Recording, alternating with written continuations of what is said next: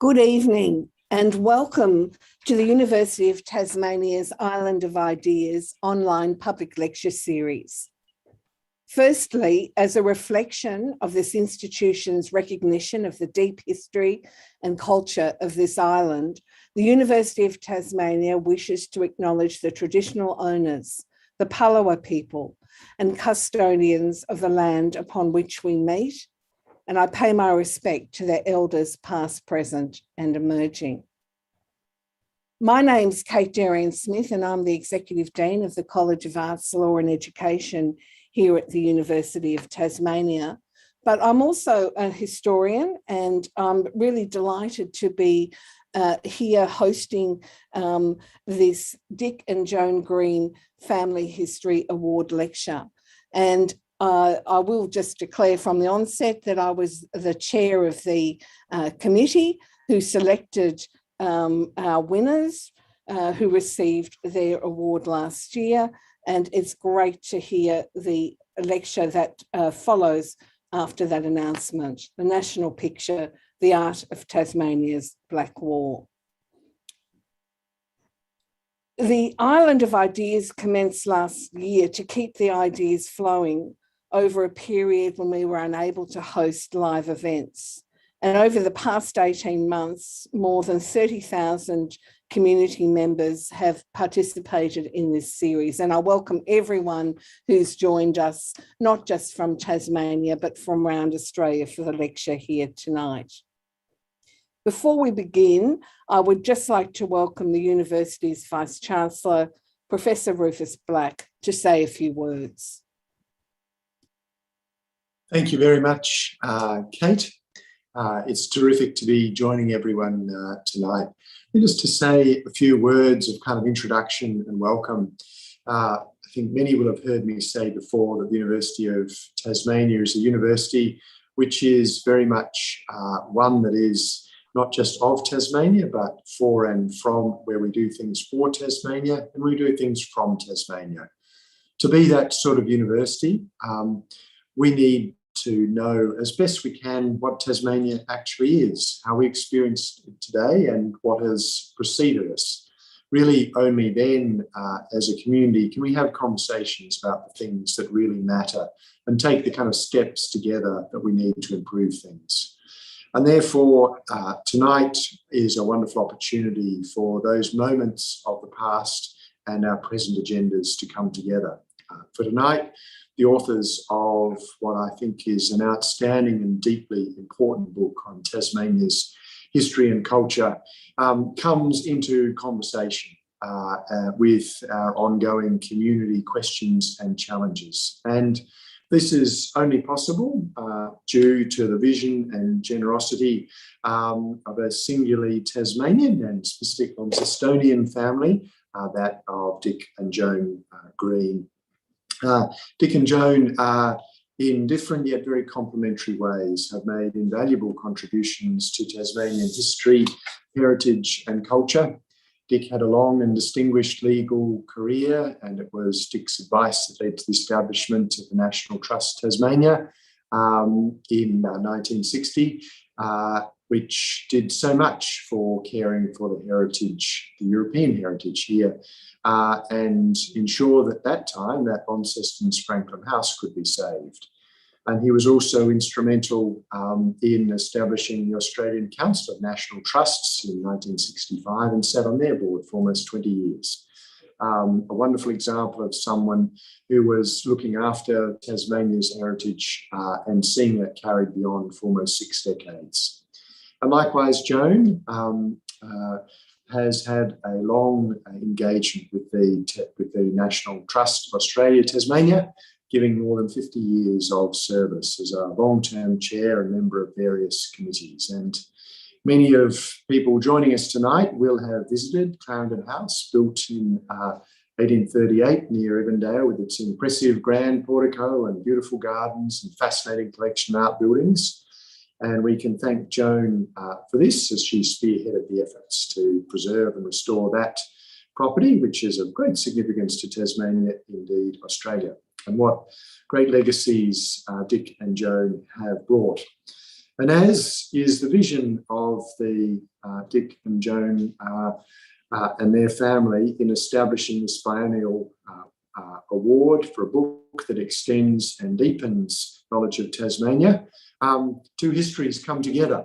A history in an important and complex set of ways. And last year, when Tim Bonyhady and Greg Lehman were awarded their prize for this wonderful book, Art of Tasmania's Black War, it offered powerful sets of insights that deepen our understanding of the whole place that estates like Clarendon and other things that are preserved and protected by the National Trust actually have. It creates a larger story that we need to engage and work with and through and in conversation as these histories come together. And the fact that in this one family, these two histories by work and award come together, I think is a mark of the power of what the Green family have done in bringing all of this together. So tonight's conversation, I think, is one both powerful and necessary at this time in Tasmania's history, and one which certainly as a university we are very pleased to be able to host. And I offer my thanks again to the family of Dick and Joan Green for the breadth of vision that it brings an event like tonight to be possible. So thank you, Kate. And thank you very much, Rufus, for those words, which I think have set up our conversation so beautifully. I just wanted to say a little bit about the prize.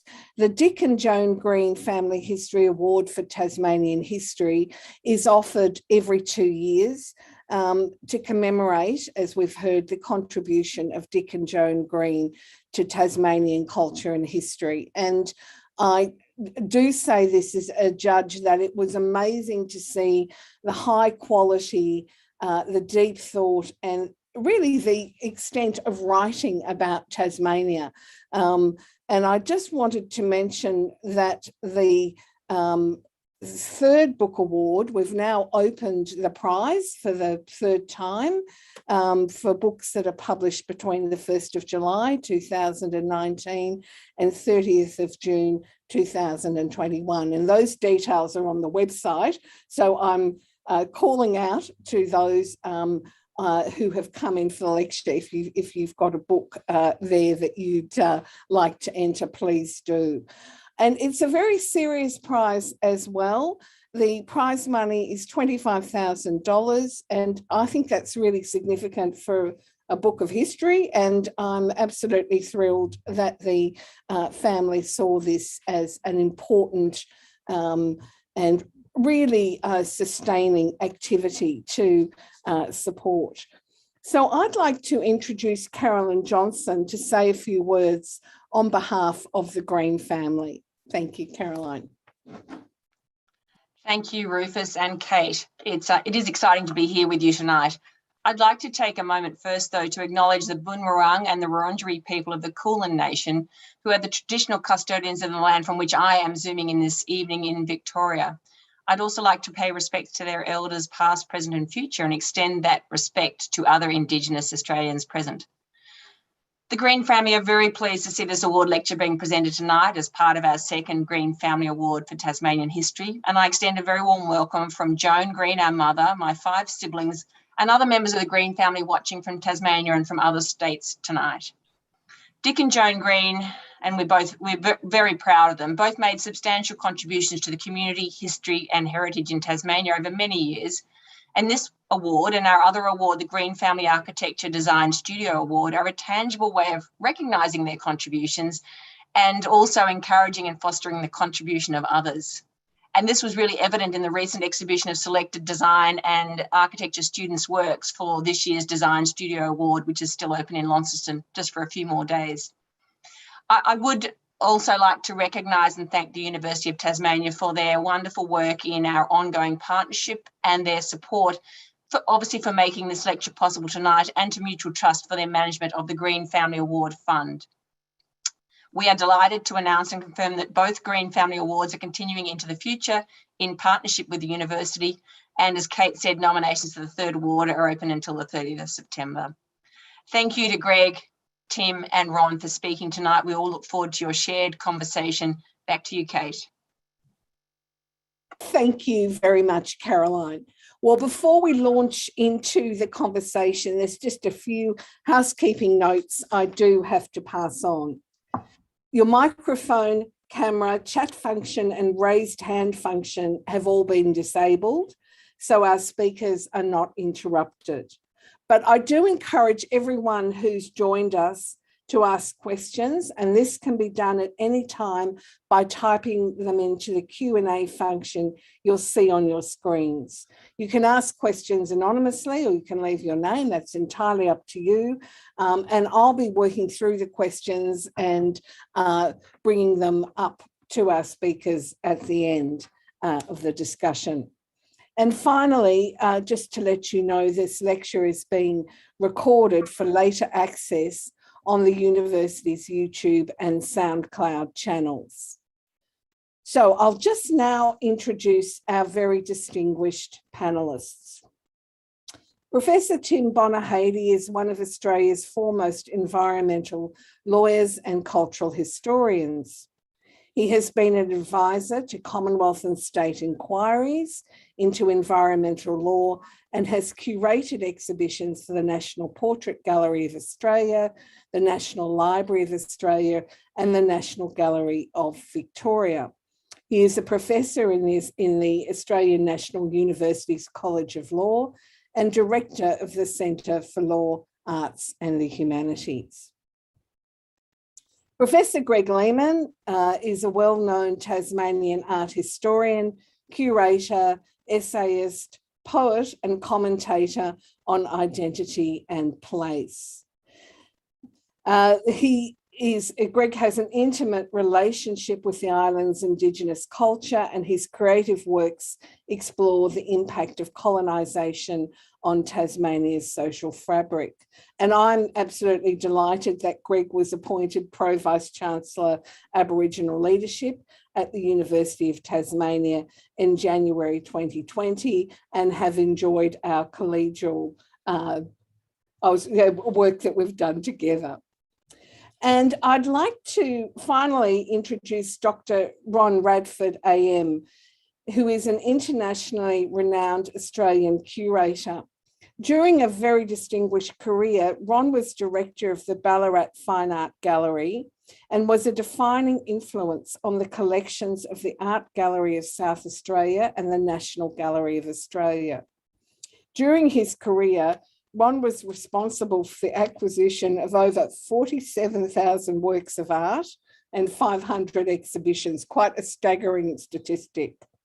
His publications include works on Tom Roberts and Our Country, Australian Federation Landscapes, 1900 to 1914. And I understand he has a book on the life and work of artist John Glover that I think will be out very soon. We're all looking forward to that.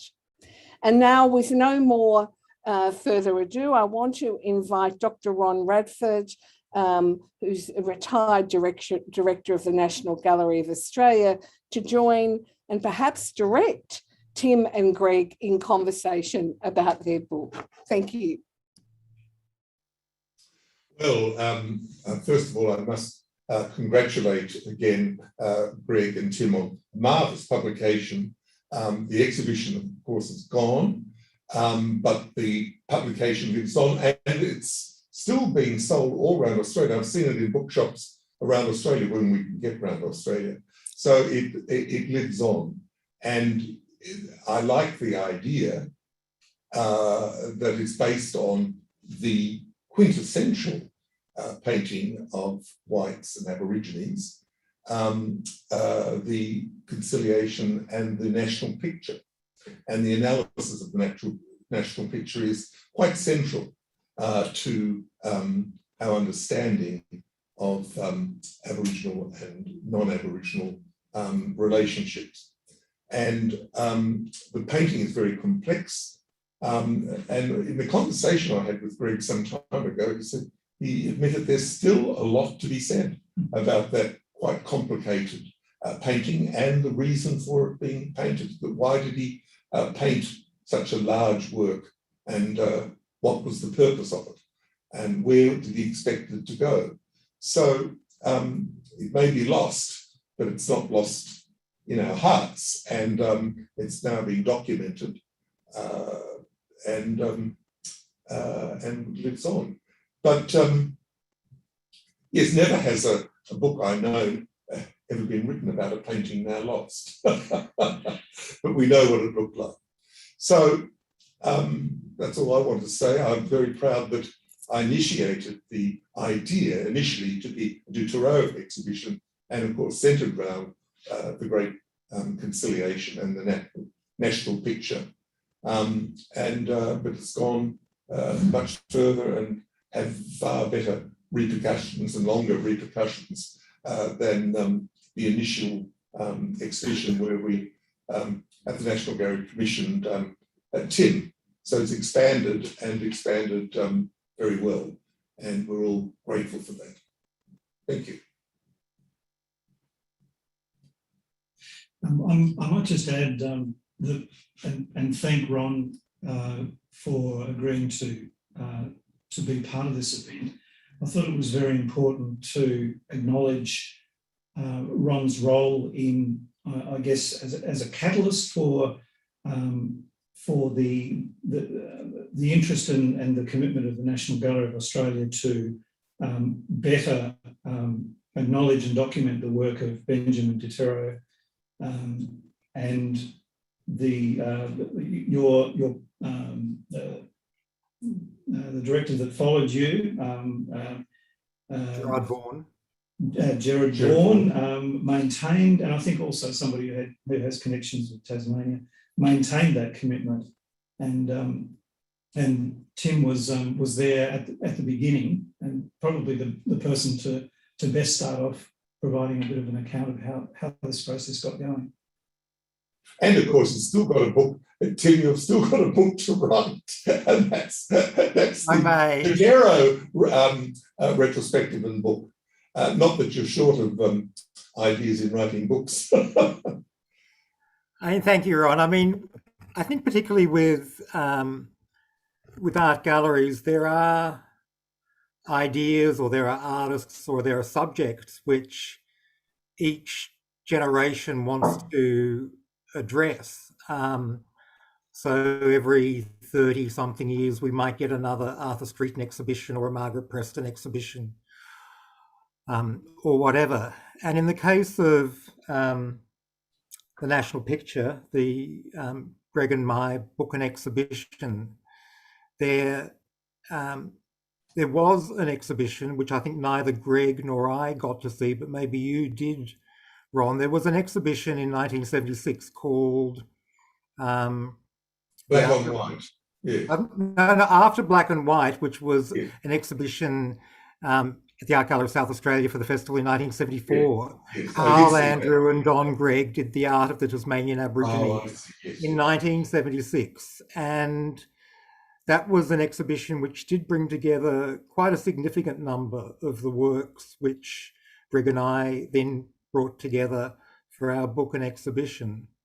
But that was an exhibition which had a 24-page catalogue and reproduced only 15 of the works. And one of the wonderful opportunities which the National Gallery gave to Greg and to me was the opportunity to return to that subject, have significant international loans from the British Museum, although not as many as we ideally would have liked, but still very significant loans, and produce a 250-page book with very substantial essays. And whereas back in 1976, which it must have been, I think, a remarkable exhibition, I mean, the one essay was a very short essay by the prehistorian Rhys Jones. And this time, and it was process which, did evolve over time, where for the first time with an exhibition addressing this question of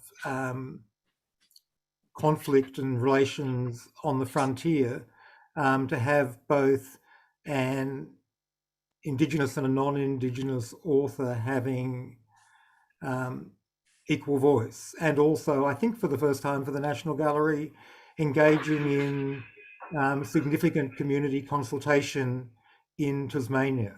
And so these were, if we have, I hope we have, produced a significant book, we also had very significant institutional support.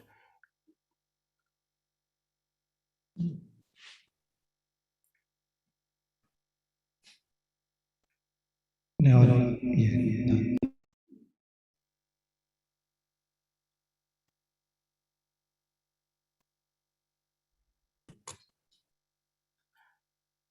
One of the things, Tim, that I think was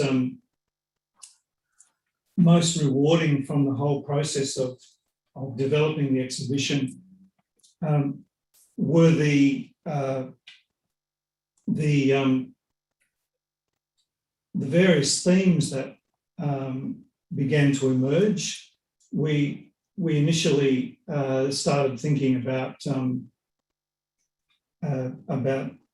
the national picture, or the conciliation that most people know it better as. But then there were some really quite critical themes started to emerge. One of them, I think that's probably the most underrated, was our ability to bring together all the known those convict paintings that most people will know of as the proclamation boards. And of course, one of the things that we were able to do was to question whether that was an appropriate name or not. But to be able to bring those boards together, probably for the first time since they were created, was a momentous occasion. Something that probably art historians got a lot more excited about than anybody else. But Tim, do you want to say a little bit about what some of the significance that you saw in bringing those boards together? Yeah, we managed to bring together the 5 which were in Australia, the 2 the one in Cambridge and the one, we're having sound difficulties, I hope people can hear me.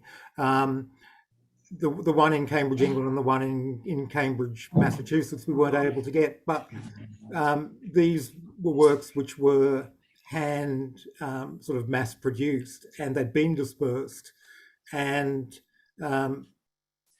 they are extraordinarily significant works in terms of conflict on the frontier, and en masse the similarities, but also the similarities, but also the profound differences between them, I think, were of huge interest, but also as a group, they are much more powerful than as individual works. But I think we also, in terms of both the book and the exhibition Breaking New Ground, George Augustus Robinson is clearly a crucial figure in our book, and he was the subject of 3 extraordinarily different contemporary depictions. He was depicted as a kind of urbane gentleman by Thomas Bock in a work which was lithographed. He was painted by Deutero and also etched by Deutero in bas-reliefs in his kind of bush outfit, in a way where he looks, I guess, slightly comical. And then Robinson himself had the sculptor Benjamin Law do a bust of himself in kind of neoclassical fashion, making him look like a kind of, senator or emperor kind of figure. And these works had never been brought together. And to have such strikingly different representations of one of the most controversial and in many ways one of the most notorious figures of around the Black Wars, I think it was of real importance. And I think one of the crucial things about both the book, well, I think about the book is when one does art history, one,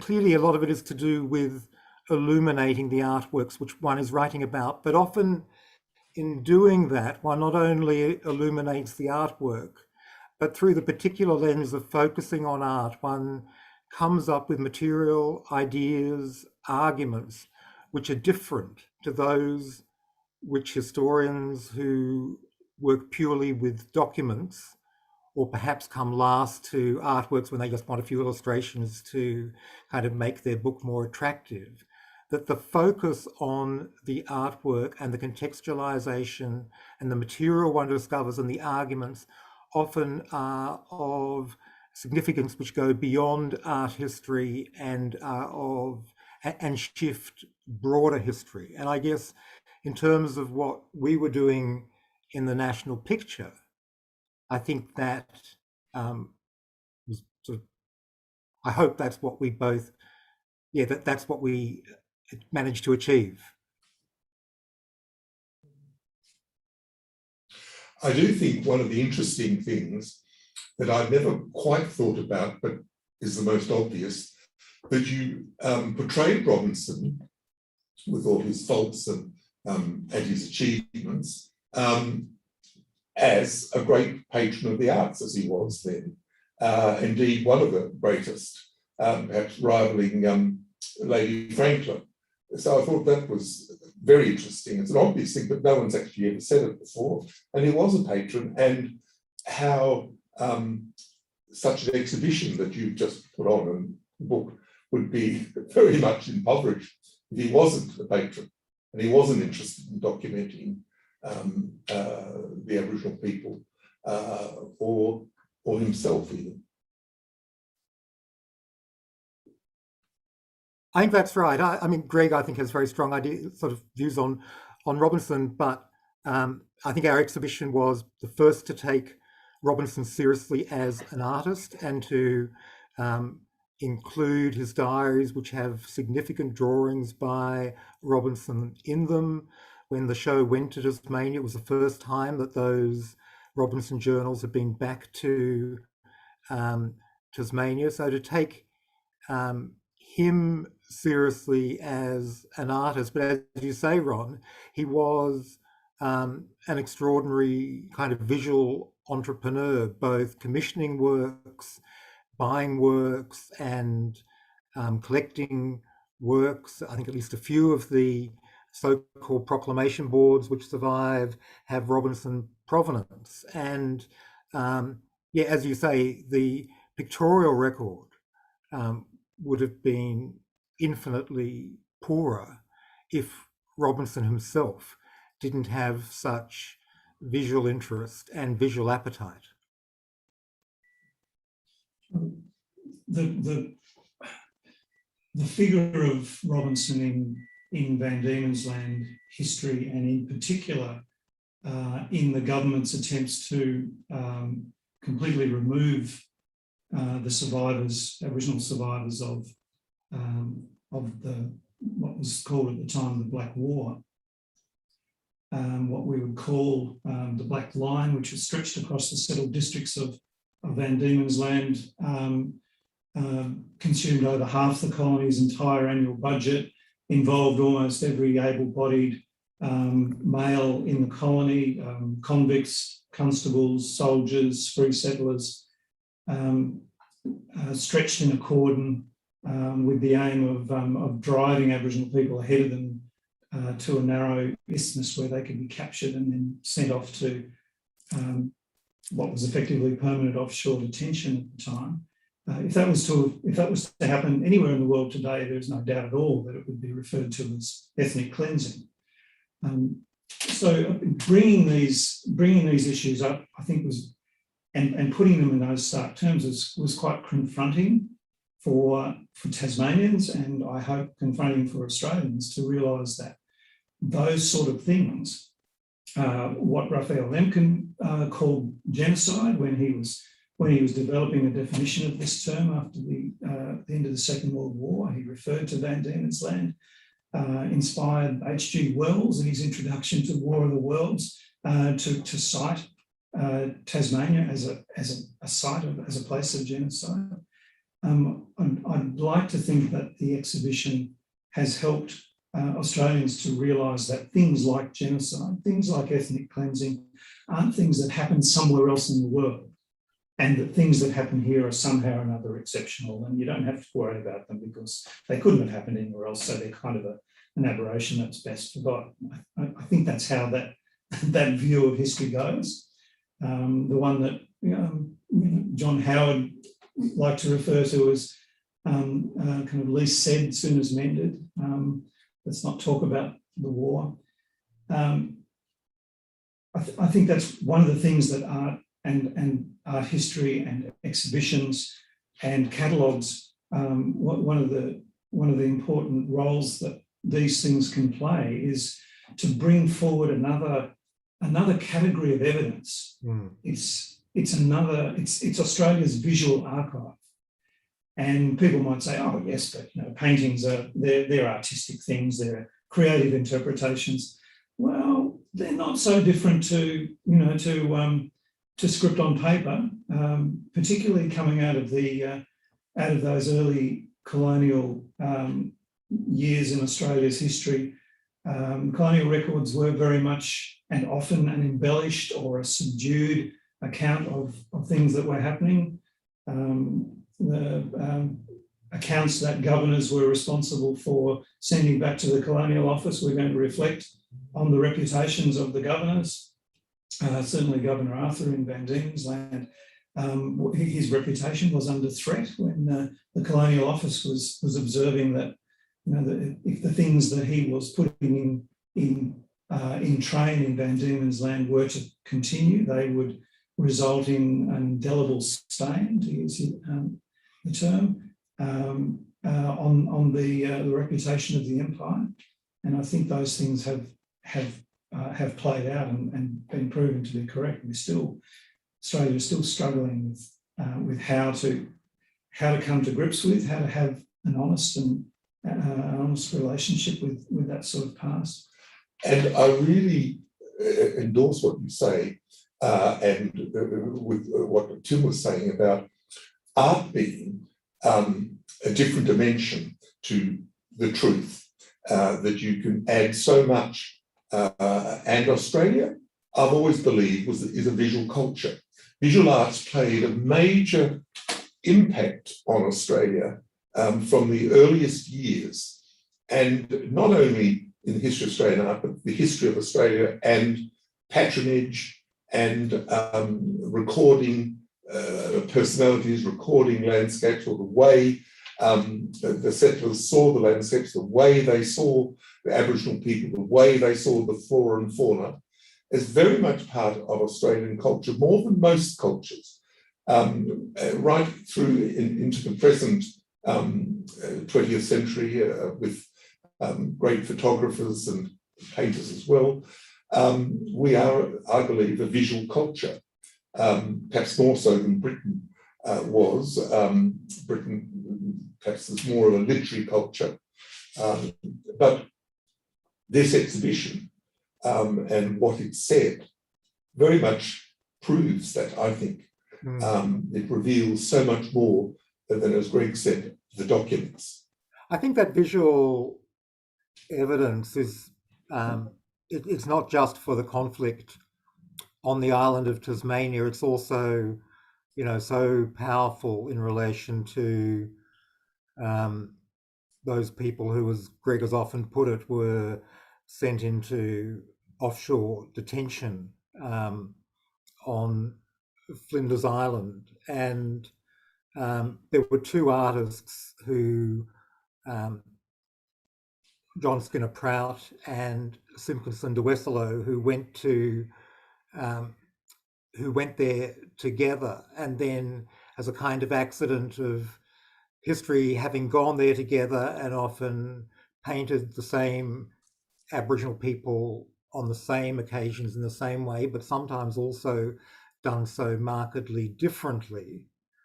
The works by Prout end up in the British Museum, whereas the works by Simpkinson de Wesselo end up in the Tasmanian Museum and Art Gallery. And to have the opportunity, I think for the first time, to bring those works together and to have those conjunctions was extraordinarily powerful. And on this island, which had this shocking mortality rate for the people who were incarcerated there, the images of them, I think, are much more compelling, but also much more revealing than most of the words which at the time were written about them. There's also good evidence for this proposition that the colony was very much a visual culture. If we look at the gaps that we found in the visual archive in researching and developing this exhibition, there are two particular gaps that I'm thinking of. One, which I've since written more about, was the absence of Aboriginal people in Tasmanian colonial landscapes. Now, anybody who's familiar with the colonial art from Van Diemen's Land will immediately scratch their head and go, well, hang on a minute. Glover's landscapes are full of Aboriginal people. But the point here is that Glover started painting his well-known landscapes, which are full of Aboriginal people, only after the survivors of the Black War had been sent to Wyberlena on Flinders Island.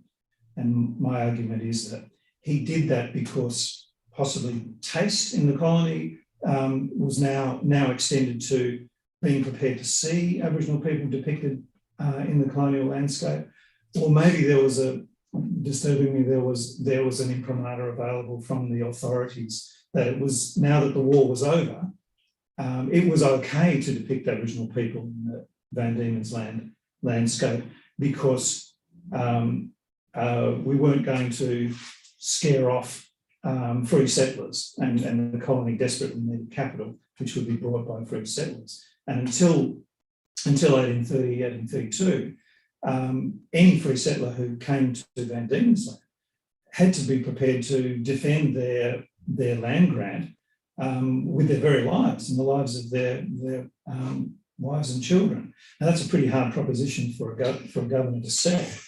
So, yes. So that was one gap, and the other gap that we exposed was there's almost no, apart from one oil painting painted well after the fact, depicting the attack on Milton Farm, and a couple of accompanying drawings, one that lives in the State Library of New South Wales and one in the Tasmanian Museum and Art Gallery. There are virtually no depictions of actual frontier conflict. So it seems to me, and this is a proposition that I put out there as an invitation for people for other researchers and historians to pull apart.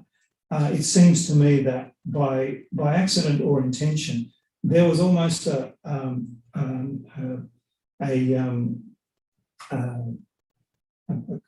shutting down of any visual evidence of frontier conflict, or indeed the presence of Aboriginal people in the landscape until it had been too popular.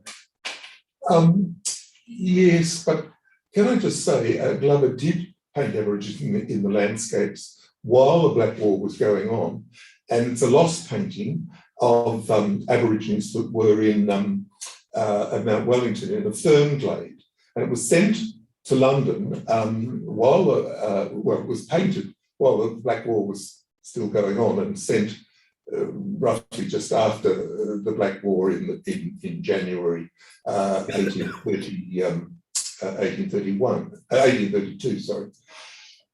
but also with the Glover, the reason why he painted, he mentions a few times, he wanted to paint the landscape of the Aborigines in their landscape to record their happy life.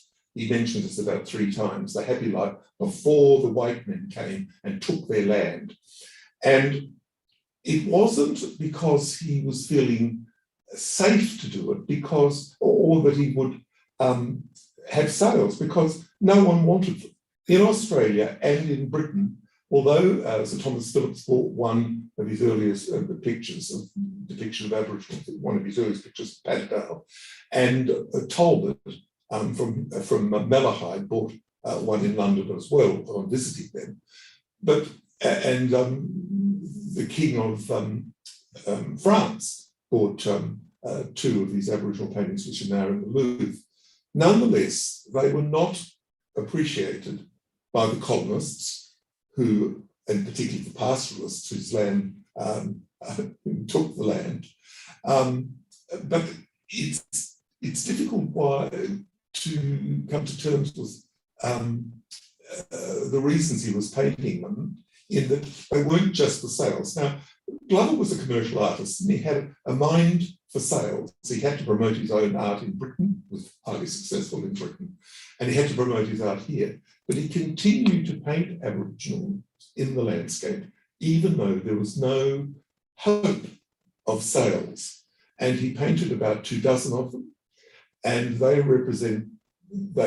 have a higher survival rate than his other Australian works that were painted and have now been lost.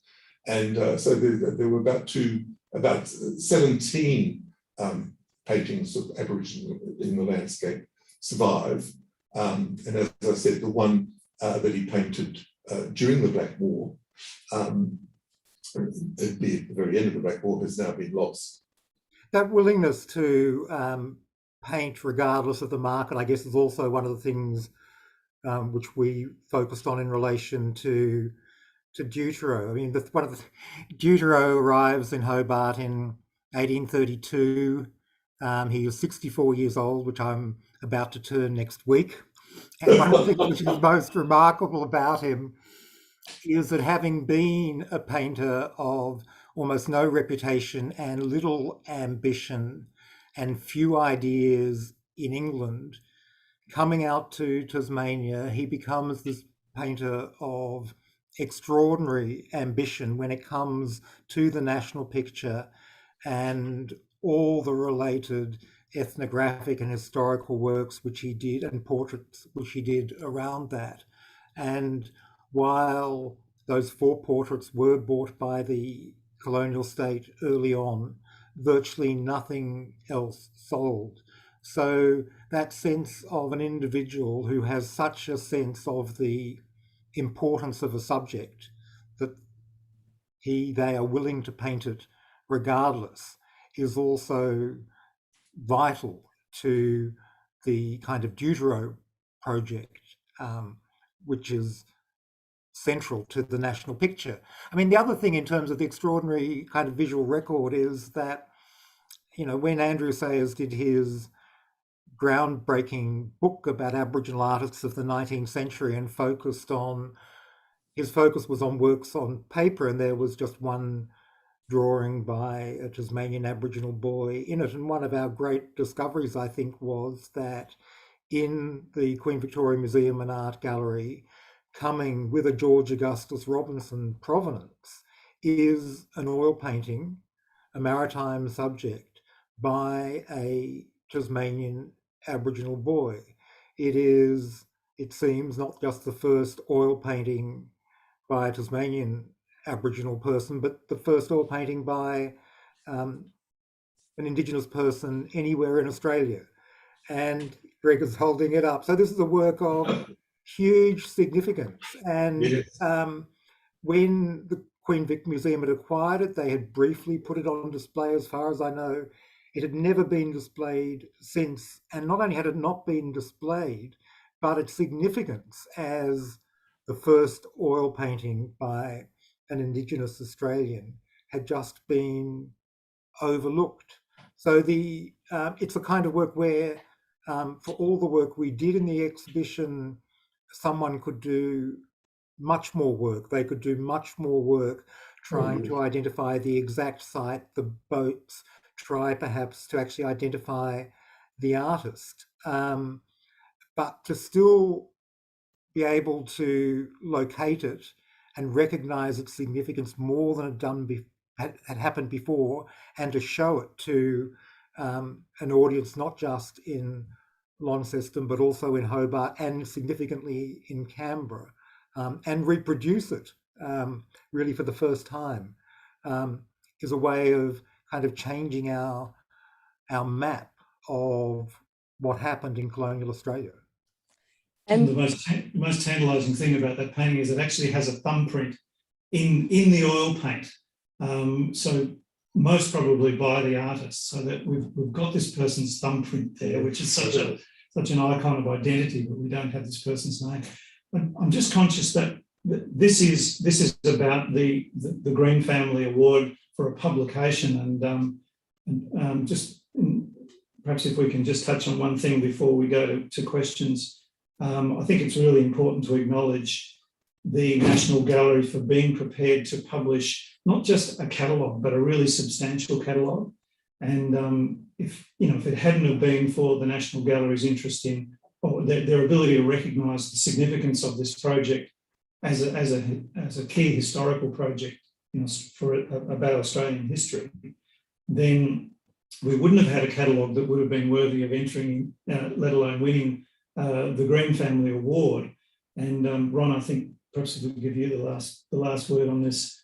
You said something really interesting to me about the role of catalogues the other day when we were talking. Yeah, I think it's a major role. I think the major role of the institutions is collections. Collections always come first, and you can discover things in collections even though they're lost, like Tim just mentioned, that fabulous example.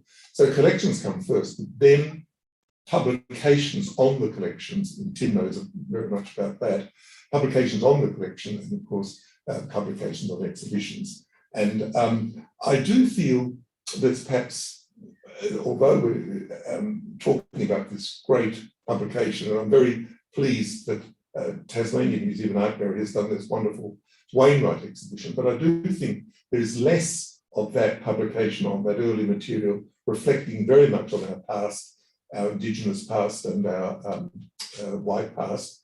I think there's less now than there was a few years ago, and I just hope that it will continue and we just don't get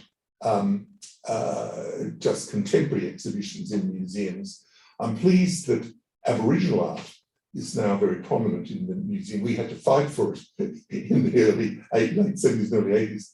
Now it's given the recognition it deserves. So Indigenous art is being published and seen, but I hope we continue to do this with our earlier artists and including, yes, early Indigenous artists. Let me just say one small thing, adding to what Tim was saying about the purpose of those pictures when there was no hope really of patronage. I do believe that date of where we think the not the conciliation, but the national picture, painted perhaps 2 years later, we're not sure. I really do think Deutero believed that this would be a painting for Lady Franklin's museum, which was to be a museum of art. She mentioned that it was to have classical casts, but also pictures and science. And it was very well, it was known in the late 1841 that she was going to build this.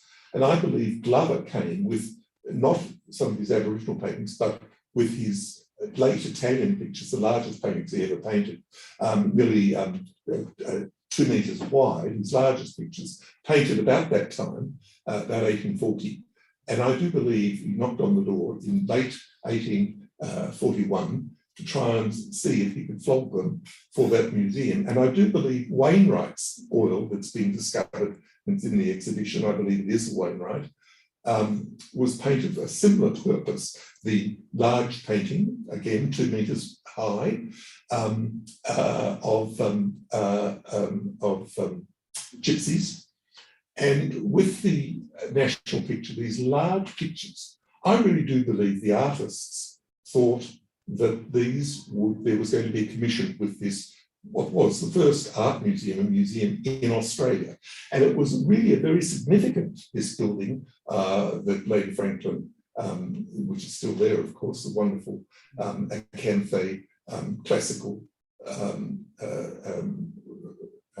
building, Doric building, and Glover showed a Doric ruins of Pieston. And I think that they really thought that that was going to happen. Bock had just also been commissioned by Lady Franklin to do what they thought was important, documenting the observatory and the founders, Ross and Sir John Franklin himself. And that was the commission at the same time. They thought, well, and Bock was commissioned to do the invitation of the laying of the foundation stone in March 1842, and he did a picture of the building as it was to be finished. And the interesting, amongst the 50 people that were there, whether Deutero was invited, Bock probably was invited because he designed the invitation, and whether the architect, Blackburn, was asked, but it was a moment of great excitement, the first art museum in Australia to be opened. So I believe that the national picture was thought to be, hoped to be purchased by that, for that museum. That's my view. And that's a really good point to, I think, end this part of the conversation. I'd like to thank Tim and Greg and Ron for, in a sense, recreating some of the, I suppose, excitement about bringing together disparate paintings, disparate images. When we talk about a visual culture in Australia being a visual culture, but so much of that visual culture gets dispersed. And I think one great thing exhibitions can do is bring works together so that we can see them in new ways because they're put against each other. We can see omissions, we can see gaps. And I also just wanted to say that his catalogues with great essays where we can read more about the research and understand the images that I think have a really important role. So I think we've really brought some of that together. I want to just have the opportunity, though, to bring in some of the questions from those in our audience. So there is one from Anne Thompson, which is addressed to Tim, but I think I'm going to open it to Greg as well. What were some of the paintings or other images that you'd hoped could be included in the exhibition, but you couldn't locate, arrange to borrow? Are there other images that you would have liked to include? Oh, absolutely. In the end, our budget didn't extend to bringing the so-called proclamation boards from Harvard and Cambridge. We did bring all of the boards that are currently still in Australia, 5, yes, and there are another 2 overseas. So that would have been great to have them all together. That would have been quite a historic and probably never to be repeated moment. Tim, what's the standout for you? I guess there were, even though the British Museum was generous, there were significant works we hoped for which they they didn't lend, but I guess I was going to, there was also material in Paris, Greg, which you were very keen to get. Maybe you could talk about that. Yeah, we had,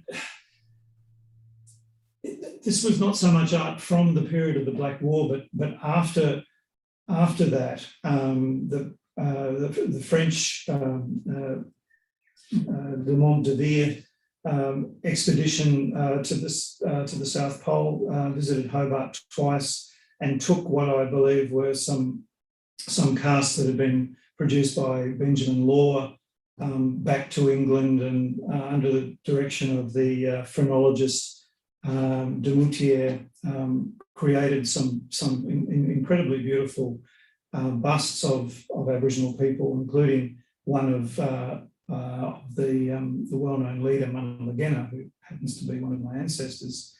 We were very keen to on the idea of bringing that bust, or maybe even shock horror, having a 3D scan-based reproduction generated and brought back here. But unfortunately, that was outside of scope and generated all sorts of tensions and difficulties. So we didn't go there. And maybe there'll have to be another exhibition that you sort of take to. But I was also thinking that exhibitions are very much received in the context of their times. And I do have a question here from Reby Taylor, who is a past winner of the Green Family History Award, and who is thanking Ron, Greg and Tim for their wonderful talk. But she is curious to know how the public responded to the Adelaide Festival exhibition Black and White, and if the images were portrayed in terms of their ethnographic information. How did the idea of genocide, was that referenced then? This is yes. Looking at a previous exhibition. Yeah, I saw that exhibition, and there is a book attached to it by Geoffrey Dutton. It touches on it, but to be fair, as we've been saying, it was very much, it was a very interesting exhibition. It was very much of its time. You wouldn't quite do it the same way now. And Daniel Thomas always says that's the reason why we have to do the same material every 20 or 25 years, apart from the fact there's a whole generation that has missed out. We look at things differently 25 years later, and also we forget.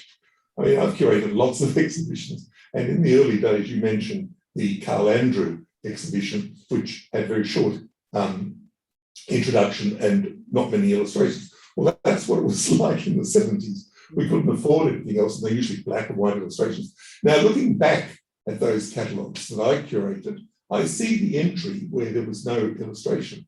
And I can't remember what the works were. Now, if the poor curator can't remember, they don't have a lasting impact on the audience. So we need to do them again and again and again.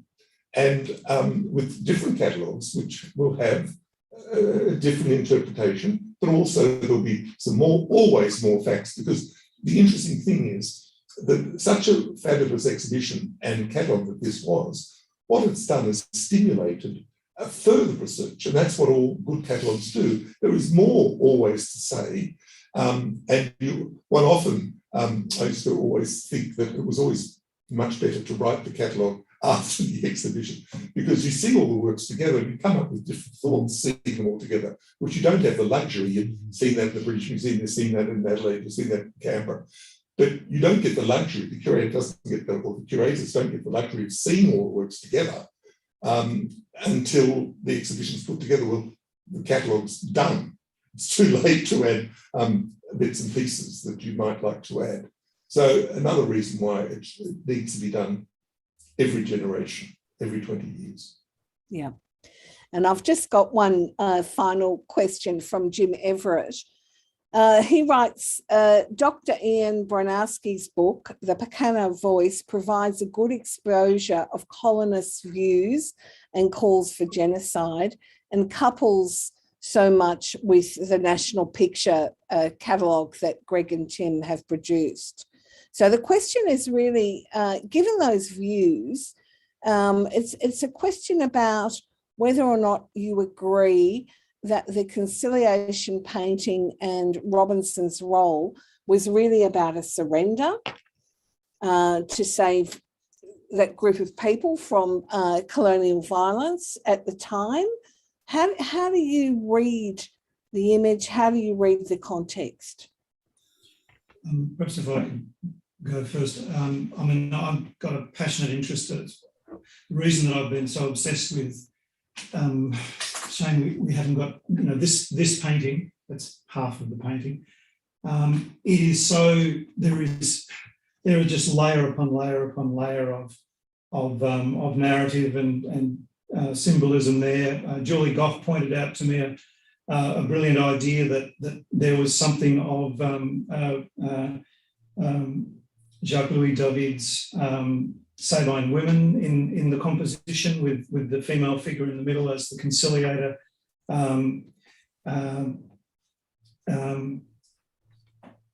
The key, I think, to understanding this painting comes a few years later in 1842, 45, when the petition is written by Walter George Arthur and David Bruni and a number of other people at who were being held at Waibelena, a petition to the Queen. And they say, there's some key words in it. They say, we gave up our land willingly, and then they refer to some of the promises that were made that formed the basis of them, to quote them, giving up their land. Now, giving up their land didn't mean in those days, walking away from any future claim or walking away from their sovereign identity as a people. What it meant was giving up your land means leaving it. They vacated their country on the promise that they would be allowed to go back, on the promise that they would be looked after by the government until such time as they could return. That was the promise that Robinson offered. We know he offered that promise because he wrote it in his journal, and there was some commentary in the newspapers later to the effect that he was making promises that he would have known were not going to be honoured. So he offered a treaty, effectively. He knew when he was offering it, if we accept the analysis from the media at the time, that it wasn't going to be honoured, so it was a betrayal. I believe that Deutero, I think he understood that it was a betrayal. We know from other writings at the time that Deutero had a great sympathy for what had happened to Aboriginal people. So there's a testament in that painting to a really complicated bit of international relations and betrayals and double crossing. And that's why I think there's still a lot more to be written about that painting. I think the real betrayal was Arthur. He was the only one that can grant that, and he didn't. And in the new book on Tonogeta, he deliberately wrote the moment that they all came together with him to do the deal, shook hands and did all that, and then he wrote to London saying, "Oh, the Black War is ended," but he didn't document on what grounds, nor did he ever honour what grounds. And the other person, John Glover, I think in the end was disillusioned. Like Deutero, John Glover admired Robinson initially, but I don't think by the 1840s, no, there is hints in what he says and what he portrays that, he was disillusioned by what had happened to them. And but I think many of the colonists, perhaps not the pastoralists and farmers, but most of the colonists by then had thought, my God, they'd been done in. The whole community had realised that they've been cheated. Terrible, terrible thing. Yeah, I mean, my view is slightly. No, go on. Okay, my view is slightly different. I guess I think that the genre of history painting, if one can call it that, was designed to be celebratory. It was the whole point of these history paintings was to have a hero who was celebrated through the picture. And I think that with Deutero painting the conciliation and the national picture, his goal will have been to celebrate Robinson. And what I find difficult about that is that there's such a significant shift between when Deutero conceives the picture. The drawings, I think, are dated 1834. The etching is released in 1835. The picture in Hobart is, I think, dated 1840, and the lost national picture is later. And crucially, between those sort of dates, the awfulness of what happens at Wyballina on Flinders Island is exposed, and we know that Deutero knew about that. So if Deutero did think that Robinson was engaged in a kind of humanitarian mission to save Tasmanian Aboriginal people from frontier violence when he conducted his missions and then bring them to safety on Flinders Island, that was utterly exposed by the time he actually paints those big pictures. Yeah. And if that's the case, then Deutero is someone who, having conceived a vision of celebrating Robinson early in his time in Tasmania, then he sticks with it regardless of the tragedy and disaster which Wyballina proved to be. Although there are some significant differences between the compositional elements of the very first engraving and then the conciliation, and we don't know. There probably would have been some adjustments in the composition of the final national picture as well. This conversation could go on all night. Sorry, Kate. Oh, I think, and I would love to talk with you all night, but I think we've got a signal to wind up, and I want to thank Greg, Tim, and Ron very much for the discussion. I also just want to make the point that some of the comments that were coming through from our audience was saying we do have to have another exhibition and really extend the research and think of the importance too of the visual record of the past and what that means now. And I do think that even in the time since the exhibition, there have been wider conversations in Tasmania around broader issues of reconciliation. How do we move forward between Aboriginal and non-Aboriginal people to reflecting on the past but looking to a future? And so I think that I'd just like to say that the book and the exhibition, but certainly the book is the tangible thing we have as much importance now as they did when the exhibition first appeared. So I'd like to thank you for that very stimulating conversation. And as I said, we could go on and on talking. And also I do want to acknowledge the importance of the Dick and Joan Green Family History Prize and this lecture, which brings some of those ideas right to the fore.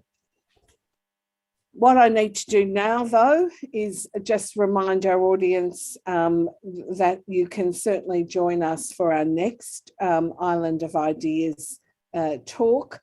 Today's talk will be available as soon as a video and podcast is put together, and that will appear on the website you can see on your screen.